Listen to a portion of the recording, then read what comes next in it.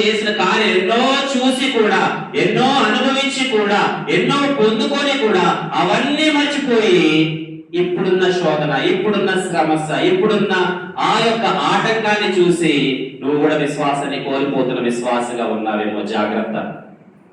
నమ్మలేకపోకుండా ఉన్నావేమో జాగ్రత్త. దేవుడు నమ్మమంటున్నాడు. విశ్వసించువాడు కలవరపడడు. కాబట్టి మన నమ్మకం, విశ్వాసం దృఢంగా ఉంటే అపనమ్మకం మనలోనికి రాదు. అందుకని ఎబిలి పత్రిక 12వ అధ్యాయం 1వ వచనంలో ఉంటది, విశ్వాసం అన్నది నిరీక్షింపబడే వాటి యొక్క నిజ స్వరూపమును అదృశ్యమైనవి ఉన్నవనుటకు రుజువునై ఉన్నదని అక్కడ అపోస్తలుడైన పౌలు గారు చెప్తారు. అదే 11వ అధ్యాయం 5వ వచనం 6వ వచనంలో చూసుకుంటే, విశ్వాసం లేకుండా దేవుడికి ఇష్టమై ఉండుట అసాధ్యము. దేవుని ఎందుకు వచ్చేవాడు ఆయన ఉన్నాడనియు, తను వెలుగు వారికి ఫలము దయచేవాడనియు నమ్మవలెను కదా అని అక్కడ ఒక క్వశ్చన్ మార్క్ ప్రశ్న వేస్తారు.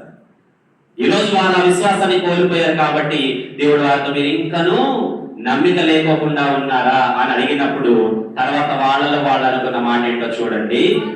వారు మిక్కిలి భయపడి, ఒక్క నిమిషం ఆగరా, ఏంటంట మిక్కిలి భయపడ్డారు. ముందు దేనికి భయపడ్డారు? వెరీ గుడ్, ఫాలో అవుతున్నారు. దేవునికి వందనాలు, దేవునికి స్తుతులు. మీకు కూడా అలాగే వందనాలు. ముందు గాలికి, తుఫానికి భయపడ్డారు. తర్వాత ఎవరికి భయపడ్డారు? వారు మిక్కిలి భయపడి, ఈయన ఎవరో గాలియు సముద్రమును ఈయనకు లోబడుచున్నమని ఒకరితో ఒకడు చెప్పుకొనిరి. హల్లెలూయా.